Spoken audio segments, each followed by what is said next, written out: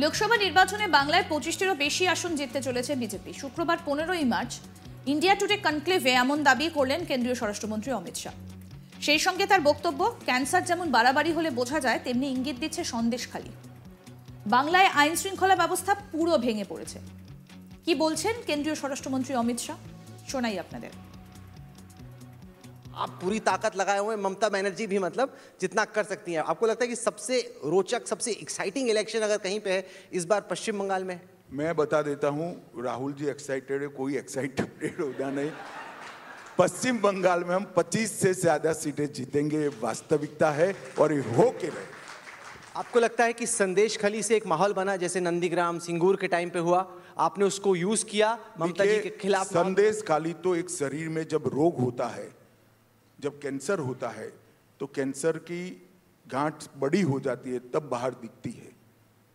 संदेश खाली तो एक बाहर आया हुआ परपोटा है, वहां पूरी व्यवस्था एक खोखली हो गई है। स्टेट जब तुष्टीकरण के आधार पर चले, स्टेट जब वोट बैंक की राजनीति के आधार पर चले, ना लॉ एंड ऑर्डर ठीक हो सकता है, ना डेवलपमेंट सिमेट्रिक हो सकता है, ना स्टेट का भविष्य उज्जवल हो सकता है। वहां पर घुसपैठ भी करा रहे हैं।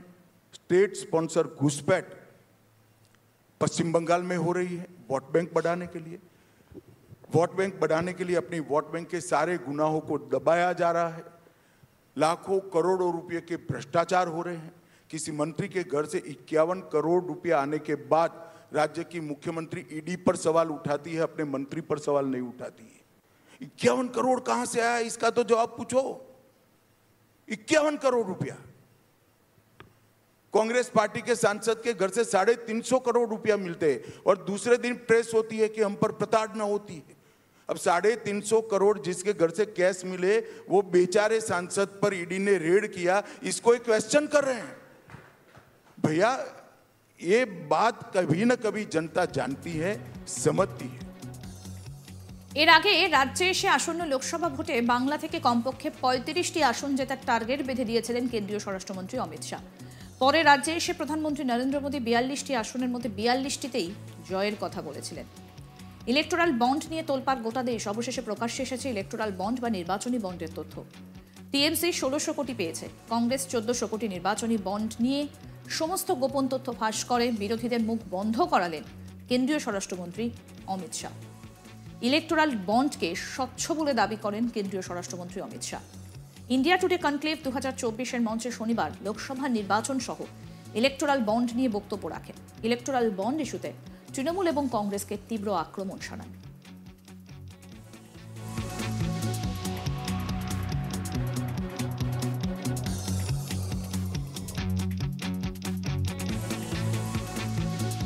ইলেকটোরাল বন্ড প্রসঙ্গে অমিত শাহ বলেন, ইলেকটোরাল বন্ড ভারতীয় রাজনীতি থেকে কালো টাকা ধ্বংস করার জন্য আনা হয়েছিল।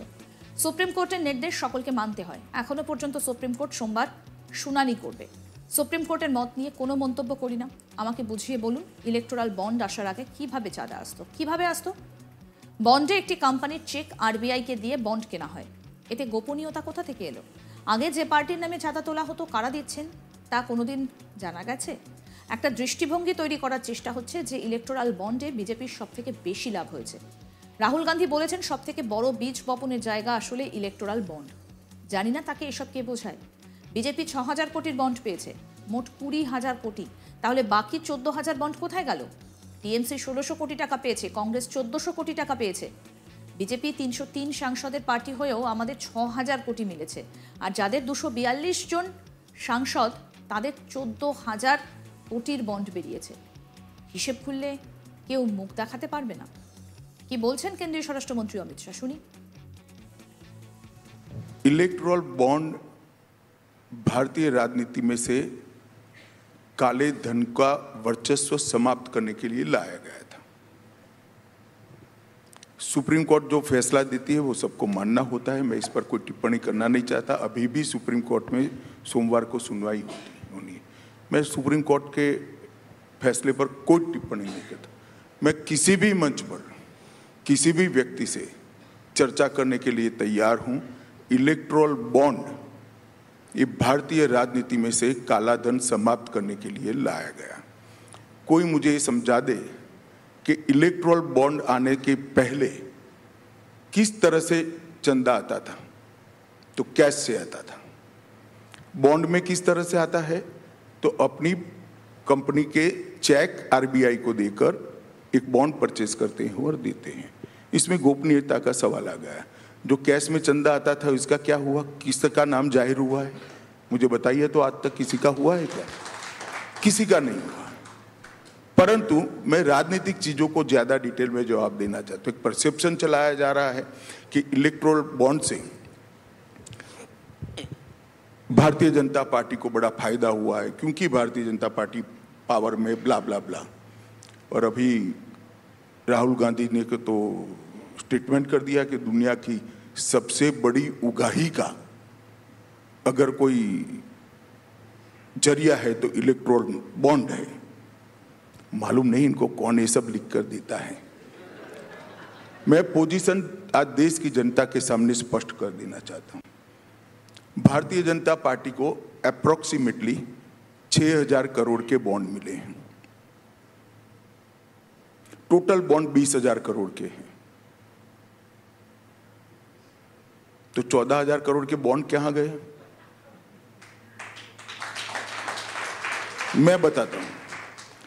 टीएमसी को 1,600 करोड़ के मिले, कांग्रेस को 1,400 करोड़ के मिले, बीआरएस को 1,200 करोड़ के मिले, बीजेडी को 775 करोड़ के मिले और डीएमके को 639 करोड़ के मिले।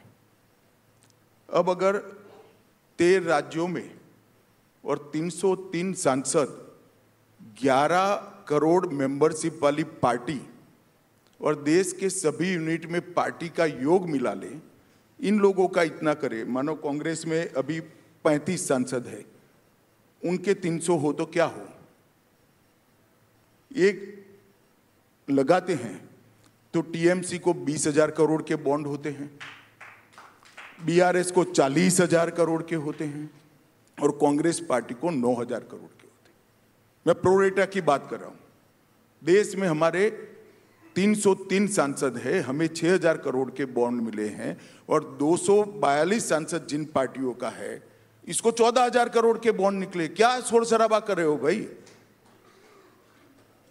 मैं दावे से कहता हूं, जब हिसाब खुलेगा ये लोग आपको फेस नहीं कर पाएंगे। पता है कि 10 साल की एंटी इनकम्बेंसी है। वो चाहते हैं कि कांग्रेस में अभी 35 सांसद है।